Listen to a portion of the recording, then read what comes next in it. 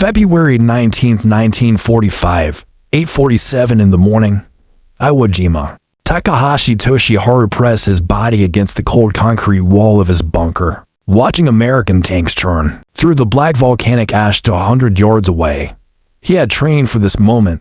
His unit knew exactly where to strike a Sherman tank to kill it. They had satchel charges ready, lunge mines prepared. The enemy armor stopped just beyond effective range.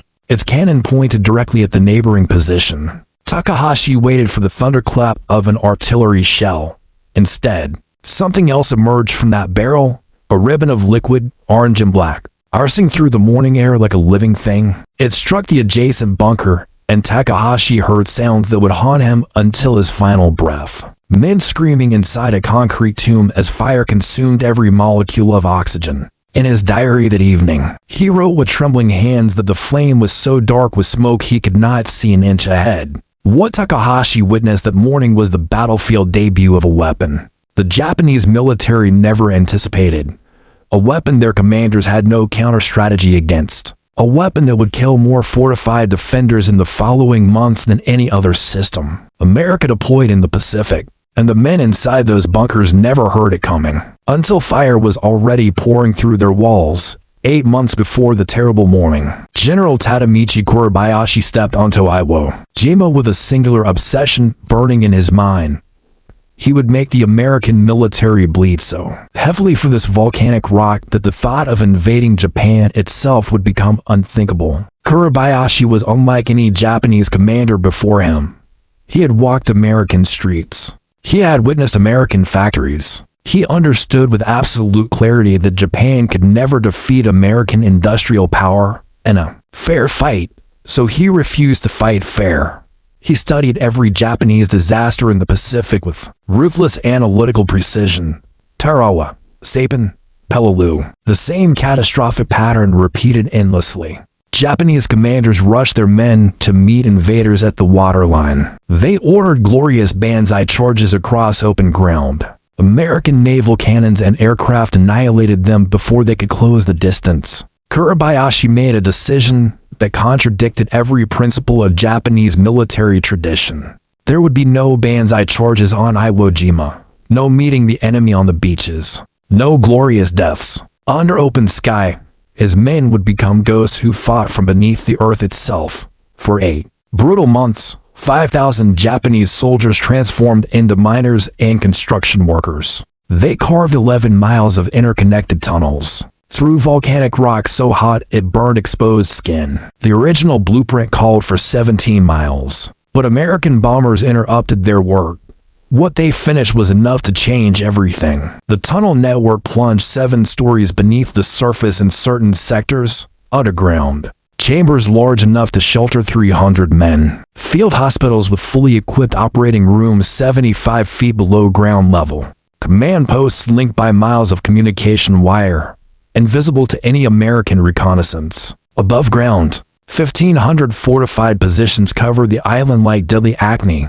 Concrete bunkers with walls 4 feet thick, steel doors that opened only long enough to fire, then sealed shut against grenades. Every defensive position was designed with overlapping fields of fire. Every square foot of Iwo Jima's surface could be reached by Japanese weapons from multiple angles simultaneously. But the true genius was invisible from above. When American soldiers cleared a bunker with explosives, Japanese defenders simply retreated through underground passages and reoccupied the same position. From below, positions that cost Marines hours of blood to capture would be firing at their backs within minutes. Kuribayashi had converted 8 square miles of sulfurous volcanic island into a fortress that laughed at conventional military tactics. American intelligence officers studied their reconnaissance photos and declared with absolute confidence that the island would fall within 5 days. They could not have been more catastrophically wrong. Before the first Marine touched the black sand, American forces unleashed the most intensive bombardment ever delivered to a Pacific island. 74 consecutive days of aerial bombing rained 6,800 tons of explosives onto 8 square miles of rock.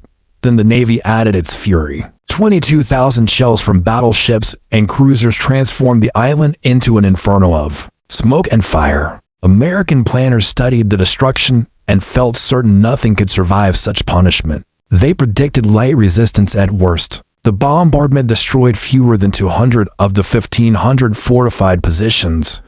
The tunnel system was completely untouched. Most Japanese soldiers had not received a single scratch. They waited in their underground chambers, breathing recycled air and checking their weapons. Kuribayashi had given them one explicit instruction: allow the Americans to land. Let them advance and land. Let them celebrate their successful bombardment, then unleash hell from every direction. Simultaneously, the morning of February 19th arrived gray and cold. 30,000 Marines hit the beaches of Iwo Jima in the first assault waves. The initial units encountered almost no resistance. Some Marines allowed themselves a moment of hope. Perhaps the bombardment had actually worked. Perhaps the intelligence officers were right for once. That hope was an illusion created through superhuman discipline. For nearly 60 excruciating minutes, thousands of Japanese gunners watched the invasion force land through their narrow firing slits. They could see individual Marines. They could hear American voices echoing across the ash. But not one Japanese soldier pulled his trigger. They sat motionless in their dark chambers, breathing sulfur and volcanic dust, waiting for the trap to fill completely. Then Kuribayashi transmitted his order. Every hidden gun position opened fire at the same instant. Artillery screamed from Mount Suribachi. Machine guns erupted from bunkers invisible beneath the volcanic ash. Mortars had been pre-registered on every yard of beach. The black sand swallowed vehicles like quicksand. Tanks could not climb the steep terraces. Marines had nowhere to hide on the exposed killing ground. By nightfall, 2,400 Americans were dead or wounded. The invasion force had advanced only 700 yards. They had not even reached the main defensive line. What followed became weeks of individual nightmares. Cave by cave, bunker by bunker, Marines clearing a position and pushing forward, only to take fire from behind as Japanese soldiers emerged from tunnels they thought were secured. Portable flamethrowers helped, but they came with fatal limitations. An operator had to approach within 40 yards of a fortified position, while carrying 70 pounds of fuel on his back. Japanese snipers learned to prioritize flamethrower operators above all other targets. By the third day, Marine commanders were desperate for anything that could break this impossible pattern. That desperation was answered when 8 modified Sherman tanks arrived from Hawaii. 5 months earlier, Colonel George Grunwald Unmac had assembled a team at Schofield Barracks in Hawaii with a mission. That seemed almost impossible. Build a weapon that could burn Japanese defenders out of fortified positions without sending American soldiers to certain death. The problem was painfully clear. Portable flamethrowers worked, but their operators died at horrific rates. Getting close to bunkers was suicide. Moving with 70 pounds of fuel was exhausting.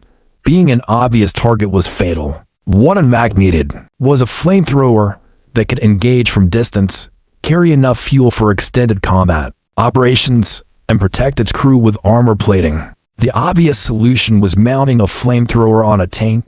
Previous attempts had failed miserably. The Canadian Ronson system reached only 60 to 80 yards. Fuel capacity allowed just 30 seconds of fire before running dry.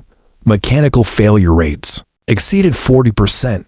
Unmac's team would need to build something entirely new. He requisitioned 25 specialists from the 117th Naval Construction Battalion, the Seabees. These men were not ordinary sailors. They were mechanics, welders, electricians, and machinists who had built airfields under enemy fire across the Pacific.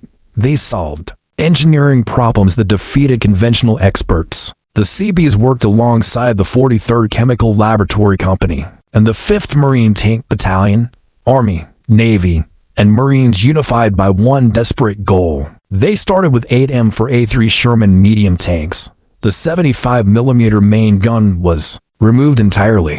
In its place went a flame projector connected to 300 gallons of napalm-thickened fuel. The system operated under extreme pressure, pushing effective range beyond 150 yards. Some shots reached 100 yards under ideal conditions. If this story is giving you a new perspective on military history, take a moment to drop a like and subscribe so you never miss content like this. Each tank required 1,200 man-hours of modification. 1,100 electrical connections needed changing. 150 custom machine parts had to be fabricated from scratch. The Seabees worked around the clock, sleeping in shifts beside their welding equipment, testing and failing and testing again. By January 1945, 8 tanks were combat ready.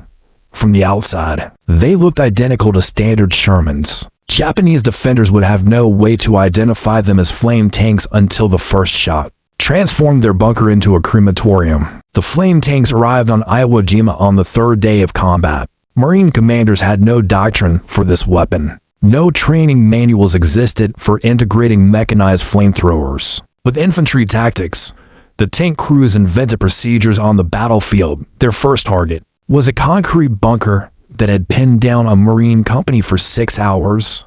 Artillery could not penetrate it. Grenades could not reach the firing slits. 3 Marines had already died attempting to approach with portable flamethrowers. The Sherman rolled to within 150 yards. Still too far for Japanese anti-tank guns to reliably penetrate its frontal armor. One burst of flame for seconds of fire. The napalm flowed through the firing slit like water seeking its own level. It consumed every molecule of oxygen inside the concrete box. The defenders died before they could scream. Word of the flame tank spread through the Marine lines like electricity through wire. These machines could accomplish in seconds what infantry could not achieve in hours of bloody assault. Within days, every Marine commander on Iwo Jima was begging for flame tank support. Japanese defenders had never encountered anything like this weapon. Their bunkers were engineered to withstand conventional ordnance, concrete and steel designed to absorb direct hits from naval artillery. None of those defenses mattered against liquid fire. The gelatinized fuel did not simply burn on impact. It splashed against concrete walls and clung to every surface. It found every gap, every crack, every ventilation shaft. It poured into tunnel entrances and spread through underground chambers like flood water. Soldiers who survived the initial fireball died from oxygen depletion as the flames consumed all breathable air in enclosed spaces. The psychological devastation exceeded the physical destruction. Veterans described the sound as nearly unbearable, a distinctive pressurized roar like a jet engine igniting that drowned out all other combat noise. When that sound echoed through the tunnel networks, every man underground knew their position was compromised and death was seconds away. A captured Japanese officer told American interrogators that his men would abandon fortified positions the instant they heard Sherman engines approaching. Not when the tanks fired. When they heard the engines, the terror was so overwhelming it bordered on collective panic. Colonel Fred Caldwell witnessed a scene that illustrated Japanese desperation against flame tanks. A Japanese officer burst from his cave and charged directly at an approaching Sherman. He was completely alone. He carried only his ancestral samurai sword. Caldwell watched the man sprint toward an armored vehicle weighing 30 tons. Sword raised overhead, screaming a battle cry from another century. The tank commander traversed his flame projector and fired.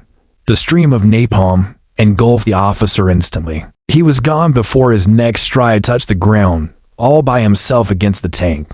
Caldwell recalled afterward, "I could not understand what he thought he was accomplishing." But Caldwell eventually understood something the officer could never admit. There was nothing else to do. No counter-tactic existed. No defensive measure was effective. No way remained to fight back against a weapon that killed from 150 yards away. The samurai code demanded action in the face of death, so the officer charged, and the officer died. Takahashi Toshiharu's diary recorded what happened to soldiers who could not escape flame tank operations. His unit received orders to charge an approaching Sherman with satchel explosives. 8 men assigned to get close enough to destroy the tank before it could fire. They never had the opportunity. The tank stopped 90 meters away, far beyond charging distance. It did not advance. Then the Marines did something even worse than burning them. They collapsed the cave entrance. With demolition charges, Takahashi wrote that night that they were buried alive deep underground. 8 men who were supposed to die gloriously in combat were instead entombed in darkness. Nowhere No food, no water. Becoming mummies where they fell. He survived by digging through rubble with his bayonet while others passed debris backward through the blackness. Hours of frantic labor to create a hole the size of a human head. Of the 8 men ordered to charge the tank, only Takahashi escaped. British military researchers analyzed flamethrower effectiveness after the war ended. Their findings explained everything. Conventional weapons produced 1 enemy casualty per 270 gallons of fuel consumed. Flamethrowers produced 1 enemy surrender per 9 gallons. That ratio meant flamethrowers were 30 times more effective at forcing surrenders than any other weapon system. This was psychological warfare disguised as incendiary combat. Japanese soldiers, who would fight to their last breath against bullets and artillery shells, would surrender rather than face the flames. The same warriors who charged machine gun positions with bayonets would abandon fortified bunkers. At the sight of a flame tank, Kuribayashi had constructed the perfect defense against everything America had previously deployed. He had no answer for industrialized terror. The 8 flame tanks at Iwo Jima proved the concept.